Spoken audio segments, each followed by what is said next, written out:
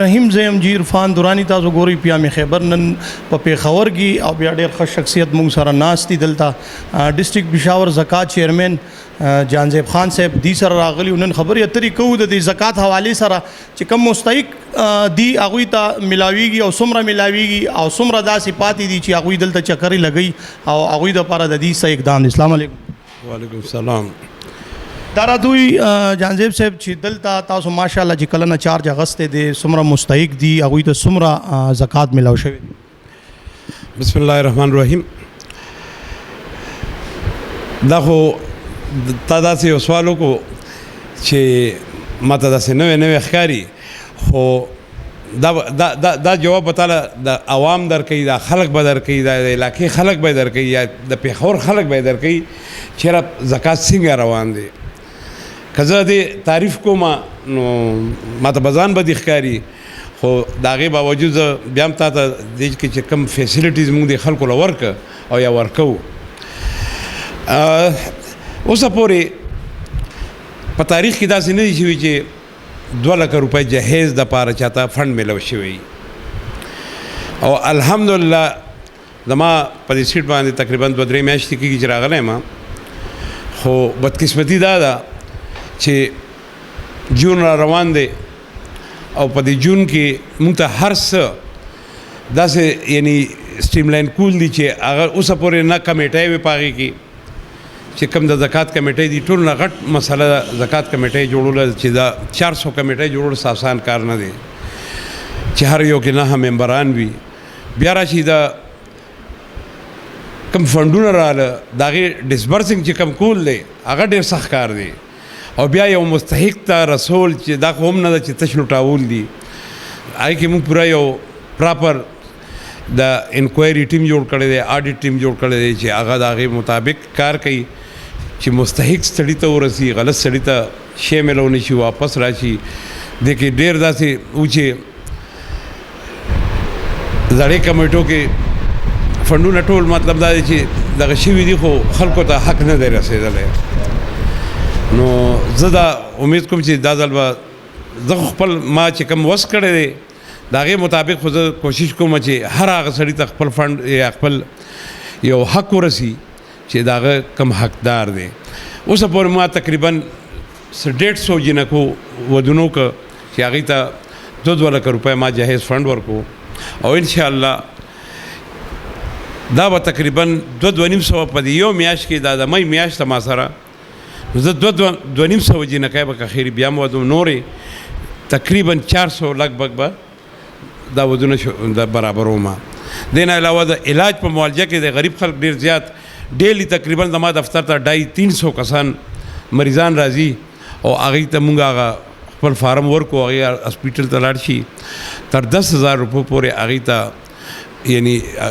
دوی دپاره چې ایمرجنسي څه دوی هغې ته پکاري هغه کې 10,000 روپو کې هغه کور کېږي، هغې ته پوره د میاشتې دوی پکې ملاویږي. که دې مریض ته اوږده بیماري وي نو هره میاشت کې هغه راتلی شي، مونږ هغې له دوباره فارم ورکو، بیا ول 10,000 روپۍ دویانې واخلي. همدغه طریقه باندې یو شی روان دی. الحمدلله مونږ د پېښور زیات تر هسپیټلو ته څنګه چې LRH دی، حیات ټیچنګ هسپیټل دی، HMC ده، د شوګر ایم هسپیټل دی، بلډ ټرانسفیوژن والا تیلیسیمیا بیمارانو دپاره دې کې فرنټیر دی فاؤنډیشن دی، دې کې د فاطمید فاؤنډیشن دی،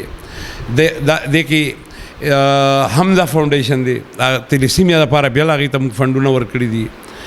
او د شوګر شو یا د سترګو د علاج دپاره هم چې اپریشن پکاري یا څه د هغې علاج د هغې هسپیټل دپاره موږ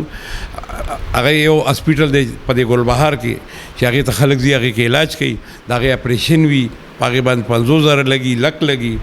ټول هغې دې نه فیسیلیټیټ کړي. بیا زموږ حکومت د عمران خان د ویژن مطابق چې کوم علي امین خان ګنډاپور او زموږ منسټر صاحب کوم یو د هلې ځلې روان کړي او د هغې حکم دی چې یاره دا خلک تاسو د دې خدمت وکړی شئ او دوی له دغه خپل حقونه دوی ته ځای ته ورسوئ. دا ټول چې کوم دا موږ سره روان کړي دا ټول د عمران خان په ویژن روان یو.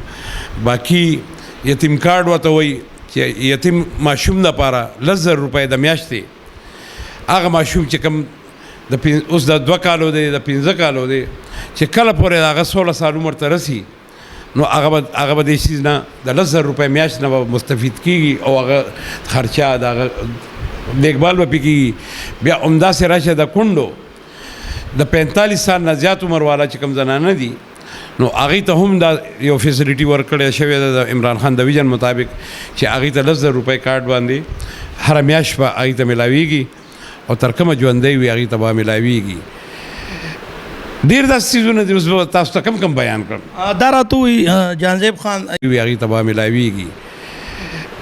ډېر داسې څیزونه دي اوس به تاسو ته کم بیان کړم دا راته وایي جانزیب خان یو خبره څرګنده کړي زموږ د ګرانو کتون دا ګوري لګیا دي لکه ډېر په سوشل میډیا باندې د دې د ذهن صفا کولو لپاره دا سوال کوم چې ډېر چلی لګیا دي چې مستحق ډېر دي خو پی ټی آی خپل زکات چیرمن چې دی پی ټی آی چیرمنانو له ډېر زیات زکات ورکوي فنډونه ورکوي نو زموږ د دې عوامو دپاره صرف دا میسیج ورکوي چې دې کې ټولو له میلاویږي کوم دي له میلاویږي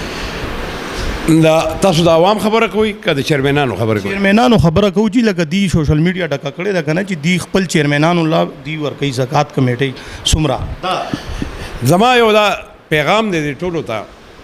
او الحمدلله چې په دې دفتر کې سیاست به نه چلیږي او نه چلیدلی دی اوسه پورې که څوک د پیپل پارټی دی که د اے این پی والا دی که د جماعت والا دی هغه سړي ټولو ته دا حق حاصل دی چې ما دفتر ته راځي او هغې ته خپل فیسیلیټیز میلاویږي او دا زکات چیرمنان چې کوم دي